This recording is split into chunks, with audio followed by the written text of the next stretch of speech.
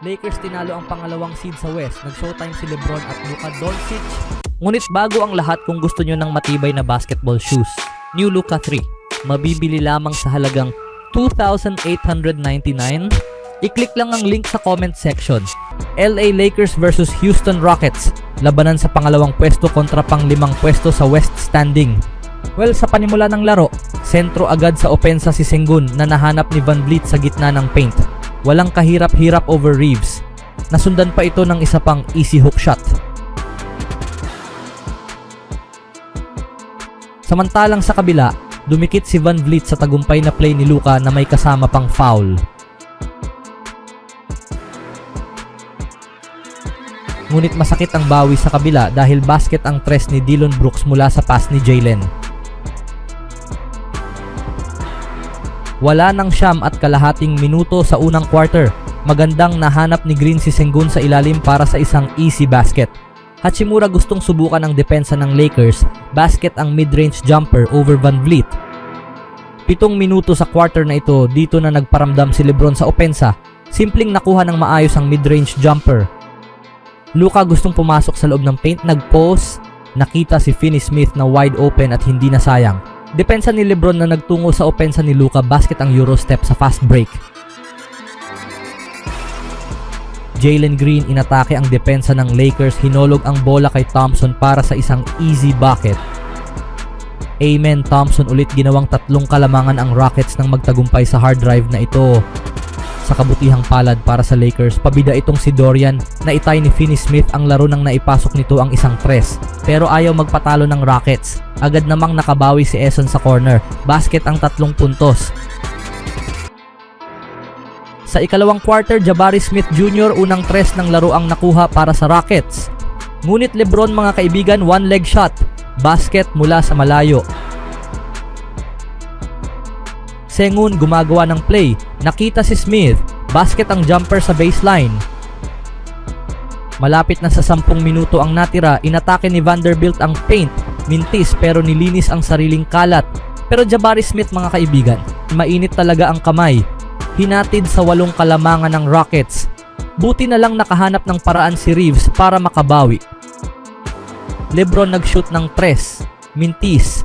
Buti na lang sumulpot si Goodwin para sa isang easy basket sa ilalim. At ito yung one leg jumper ni LeBron kanina mga kaibigan. Sa pagbabalik mula sa timeout, Amen Thompson agad ang nakahanap ng paraan para makapuntos. Luka binasag ang depensa ng Rockets, nakita si Vincent para sa isang wide open tres. Ngunit Amen Thompson ulit, ang hirap pigilan sa ilalim. Jalen Green naghahanap ng butas. Nakalusot, basket ang isang layup. Buti na lang Gabe Vincent mga kaibigan hindi nangitlog dahil basket ulit ang isang tres sa corner. Pero gaya sa issue sa mga nakaraang laban, nawala ulit sa depensa ang Lakers na naghatid sa isang easy basket ni Steven Adams.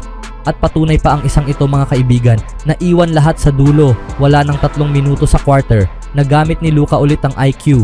Basket ang isang atake sa paint at may kasama pang foul. Sa pagbabalik mula sa timeout, nag-showtime bigla ang Lakers. Isang behind the back pass ang ginawa ni Luka na nagtungo sa isang tres sa corner ni Vincent.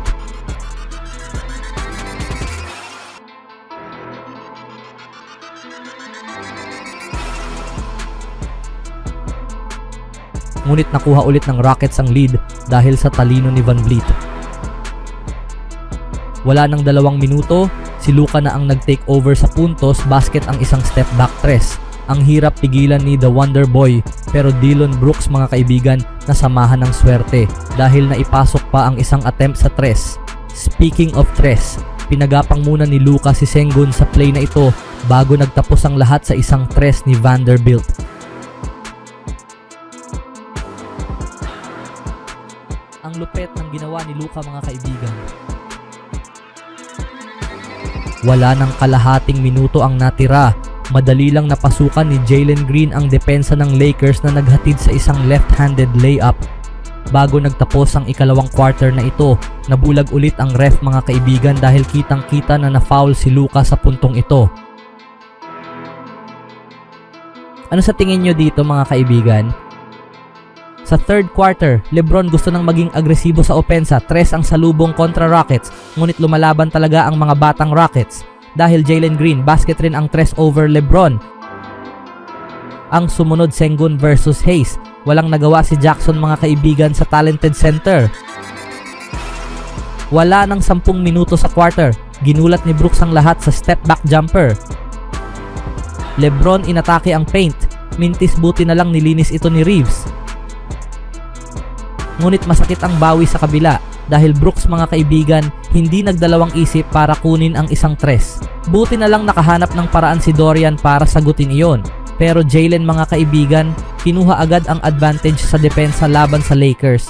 Madali lang nakalusot. Wala nang 8 minuto sa quarter. Si Luka ulit ang nakapuntos over sa mas maliit na si Van Vliet. Ang sumunod, LeBron dinaanan si Brooks sa isang spin move para sa isang tagumpay na bucket.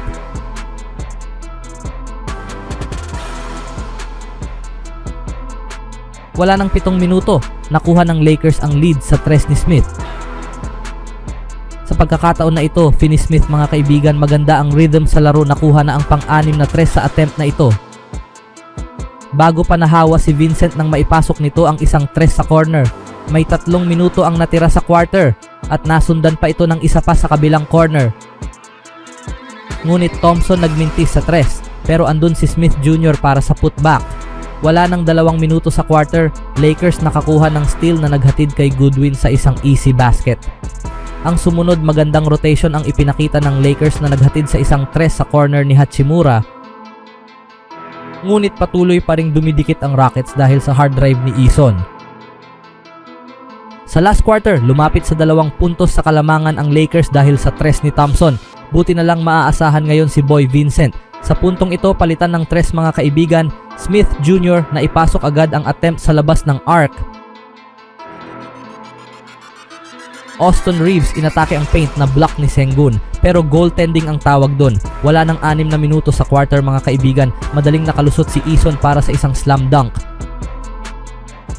Pero may technical ang tawag dito. 3 minuto ang natira sa quarter, nakapuntos sa gitna si Smith Jr. Buti na lang nakabawi agad si Doncic.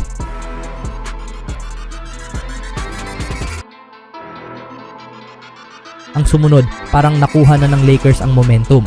Gumawa ng drive si LeBron na naghatid sa magandang assists kay Hachimura para sa isang slam.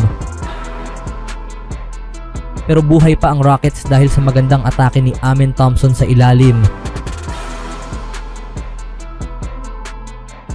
Sa pagbabalik mula sa timeout at 11 segundo ang natira sa last quarter, isang chase down block ang natanggap ulit ni Sengun mga kaibigan mula kay LeBron James,